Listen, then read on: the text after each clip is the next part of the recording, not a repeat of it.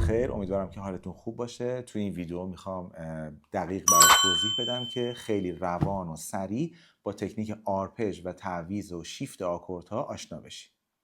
یکی از مهمترین آرپژایی که توی دست راست تاثیر خیلی بسزایی میذاره و بقیه آرپژات هم خیلی قوی میکنه، آرپژ دوبله. ترتیب این آرپژ اول انگشت پیه، بعد انگشت آی رو سیم 3، انگشت ام رو سیم 2، انگشت ای رو سیم 1 و برگشت انگشت ام رو سیم 2 و انگشت آی روی سیم 3. 6 تا ضربه داره.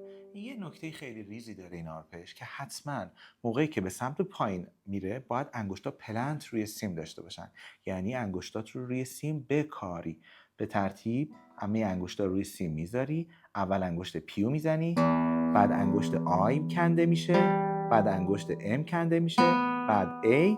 موقع رفتن به بالا دیگه نیاز به کاشت نیست. به این ترتیب کاشت، کاشت، کاشت. یعنی باید قبل از نواختن این آرپژ حتما هر 4 تا انگشت روی سیم ها بکاری.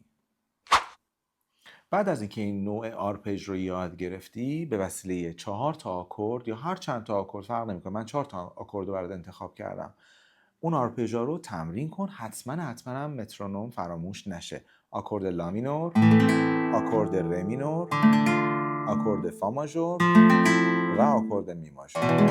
به این ترتیب 1 2 3 4 5 6 1 2 3 4 5 1 2 3 4 5 6 1 2 3 4 5 1 2 3 4 5 6 1 2 3 4 5 6 1 2 3 4 5 6 1 2 3 4 5 6. سریع‌ترش.